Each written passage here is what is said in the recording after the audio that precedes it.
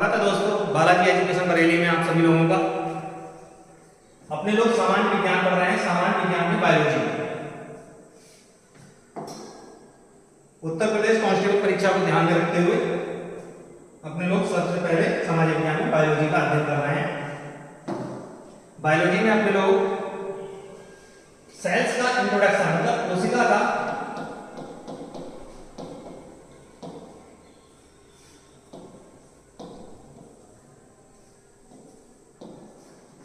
अध्ययन कर रहे हैं।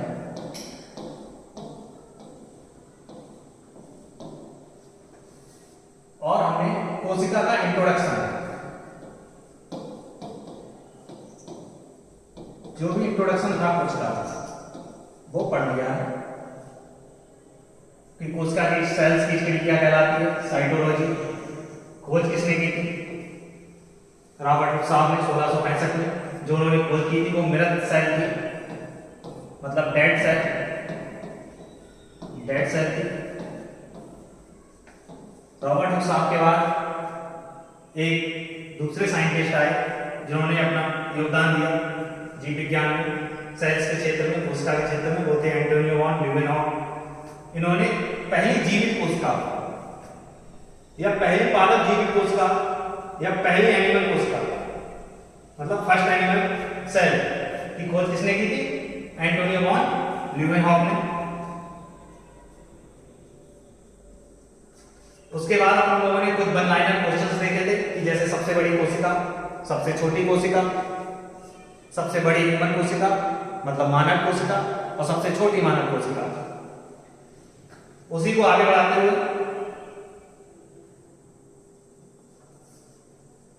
अपने देखेंगे आज कोशिका का सिद्धांत।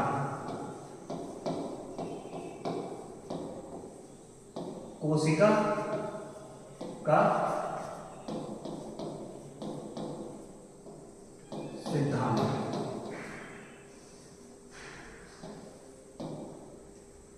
Cell theory.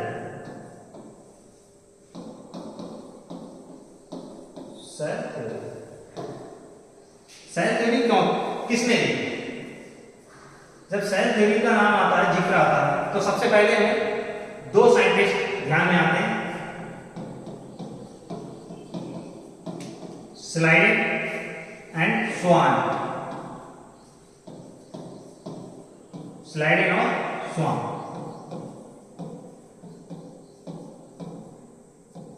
स्लाइडेन एंड स्वान।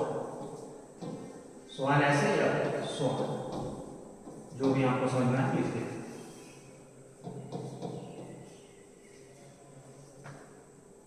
कोशिका यानी कोशिका का सिद्धांत।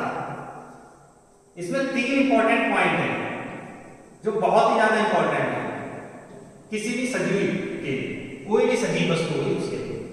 पहला पॉइंट है कि सभी सजीव वस्तुएं, सभी सजीव वस्तुएं एक या एक से अधिक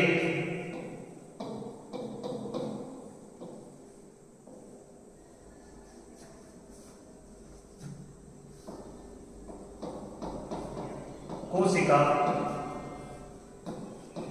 से मिलकर बनी होती है। पहला, इन्होंने जो थ्योरी दी उसमें जो पहला पॉइंट था, पॉइंट नंबर 1, कि सभी सजीव वस्तुएं एक या एक से अधिक कोशिका से मिलकर बनी होती है। यानी all living organism are made up of one or two more number of cells. दूसरा जो पॉइंट था वो ये था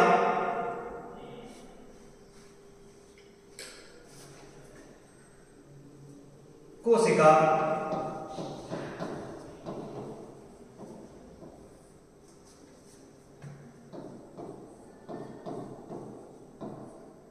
जीवन की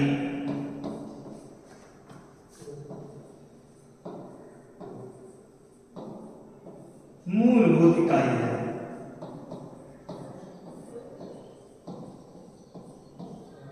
मूलभूत फंडामेंटल यूनिट है। Cell is fundamental unit of life, या स्ट्रक्चरल या फंडामेंटल यूनिट ऑफ लाइफ, कुछ भी बोल सकते हैं। अब जो तीसरा पॉइंट है वो ये है, सबसे ज्यादा इंपॉर्टेंट इन्होंने जो पॉइंट दिया था इन दोनों लोगों ने, स्लाइडेन और स्वान, कि प्रत्येक कोशिका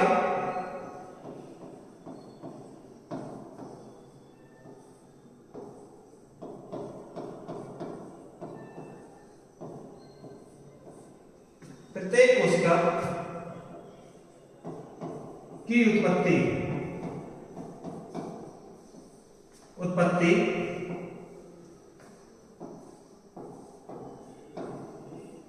पहले से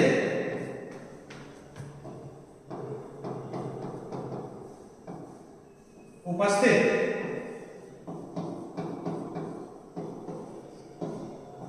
कोशिका से होती है। Every cells made up of pre existing cell, प्रत्येक कोशिका की उत्पत्ति पहले से उपस्थित कोशिका से होती है। ये जो 3 पॉइंट है, यही मिलकर सेल थ्योरी या कोशिका सिद्धांत कहलाते हैं। और ये किनके द्वारा दिए गए थे? स्लाइडेन और स्वान के द्वारा। इन्होंने 1838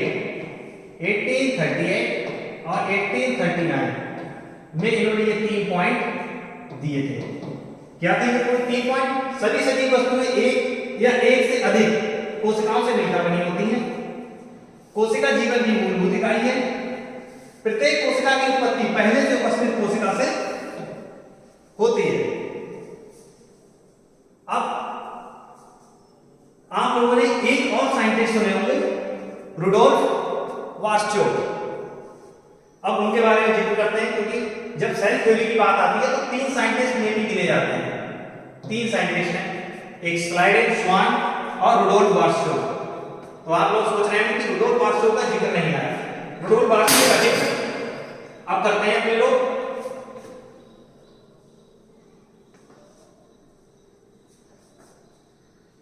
अभी नए हैं scientist Rudolf Virchow. Rudolf Virchow Rudolf Virchow.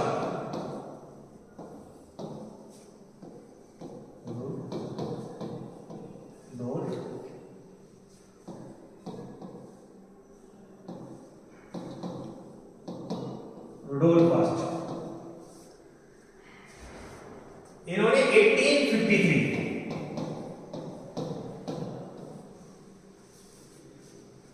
इन्होंने भी सेल थ्योरी के सिद्धांत के बारे में कुछ कहा। इन्होंने बाकी तीनों पॉइंट, इनमें जो ऊपर के दोनों पॉइंट्स हम लोगों ने लिखे थे जो प्रीवियस स्लाइड्स थी, सभी सजीव वस्तुएं एक या एक से अधिक कोशिका से मिलकर बनी होती हैं। ये इस बात से भी सहमत है, और ये इस बात से भी सहमत है कि कोशिका जीवन की मूलभूत इकाई है। इस बात से भी सहमत है। इन्होंने इस वाले पॉइंट में जो 3rd नंबर का पॉइंट लिखा है कि प्रत्येक कोशिका की उत्पत्ति पहले से उपस्थित कोशिका से होती है, इस पर इन्होंने कुछ थोड़ा चेंज किया। वैसे कुछ खास इन्होंने किया नहीं, इन्होंने बस एक लाइन लिखी कि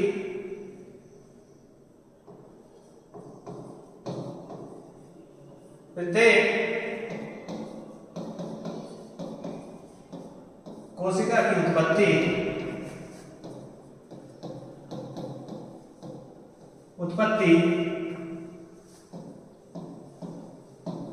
पहले से उपस्थित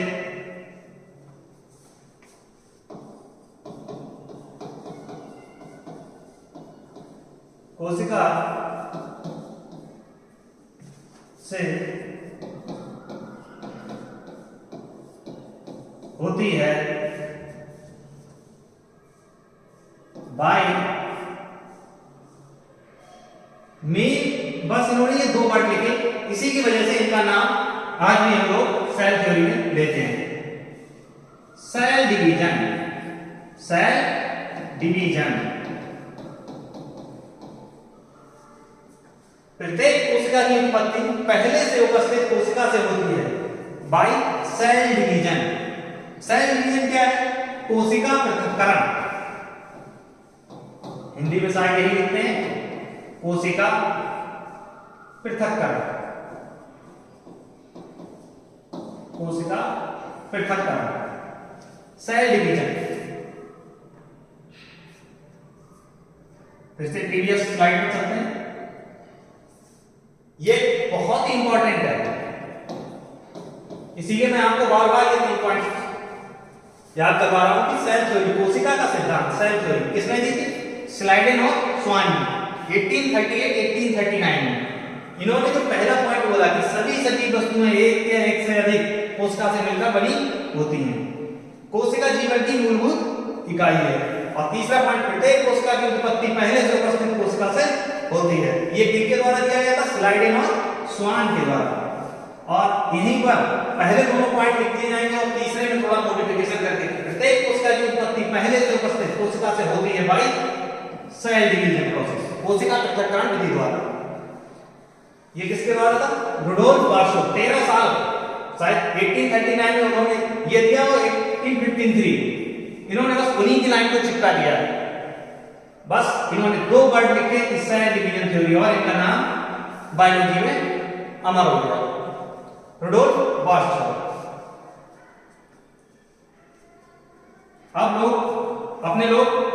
अब क्या देखते हैं? अब अपने लोग सेल को आगे बढ़ाते हैं, सेल थ्योरी। अब संरचना के आधार पर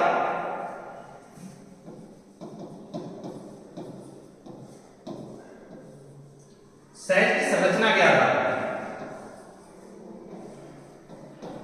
कोशिका की संरचना के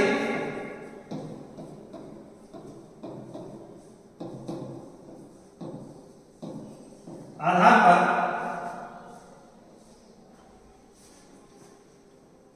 जीवों का वर्गीकरण देखते हैं, जीवों का वर्गीकरण।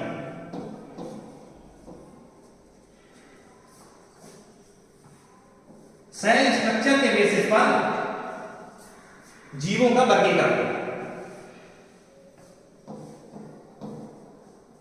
सेल्स की संरचना के आधार पर जीवों का वर्गीकरण दो प्रकार का वर्गीकरण है। पहला वर्गीकरण है वो है यूनिसेलुलर।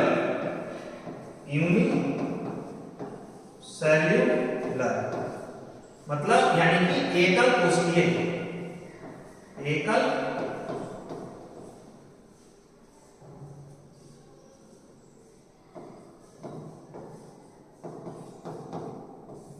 कोशिकीय और मल्टीसेलुलर,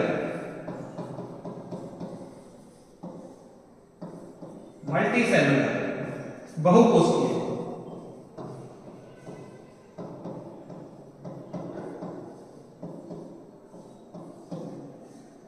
एकल कोशिकीय और बहुकोशिकीय। सेल की संरचना के आधार पर जीवों का वर्गीकरण किया हमने, क्या देखा? और ये पहला वर्गीकरण था। ये 2 प्रकार के वर्गीकरण है। ये पहला वर्गीकरण है यूनिसेलुलर और मल्टीसेलुलर, यानी एक कोशिकीय और बहुकोशिकीय। नेक्स्ट ऐसे देखते हैं, नेक्स्ट स्लाइड से।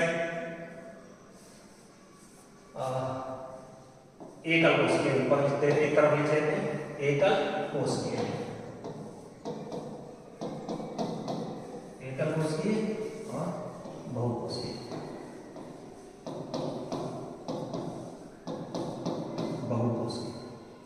मल्टीसेलुलर और यूनिसेलुलर। आप लोगों को नाम से ही पता चला होगा एकल कोशिकीय।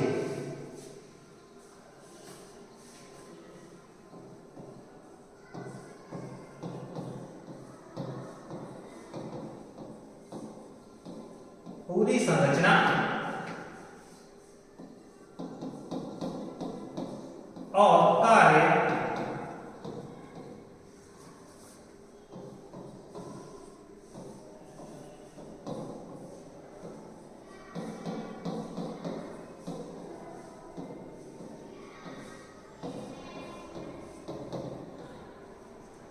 पूरी संरचना और कार्य एक ही कोशिका में हो,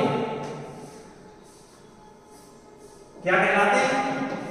एकल कोशिकीय। पूरी संरचना और कार्य, इसका मैं अभी आपको बताऊंगा पूरी संरचना का यहां पर क्या मतलब है और कार्य। इसके एग्जाम्पल से देखेंगे। इसका एग्जाम्पल है अमीबा। अमीबा, अमीबा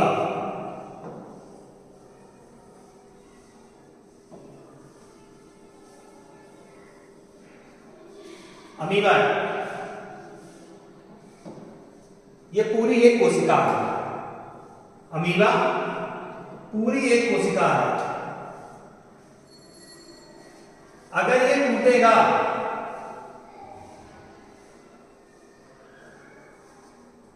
तो इसका केंद्रक भी दो भागों में बट जाएगा, दो डॉटर सेल में।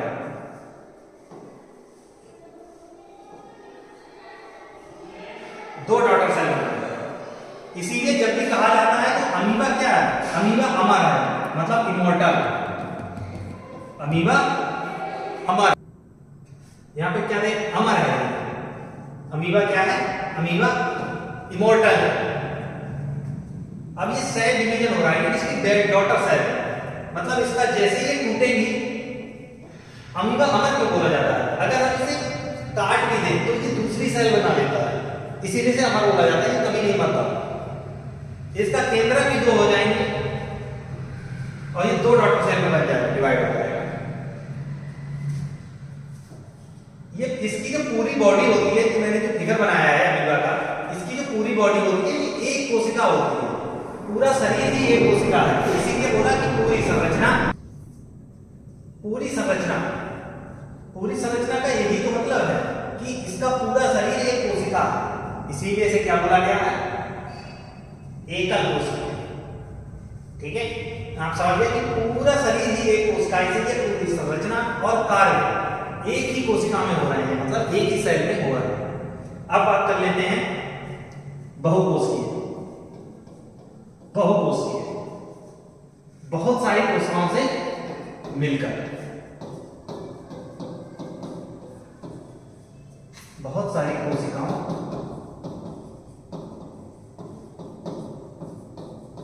से मिलकर, बहुत सारी कोशिकाओं से मिलकर। इसमें क्या है? इसका एक सिद्धांत है, division of labour. Division of labour,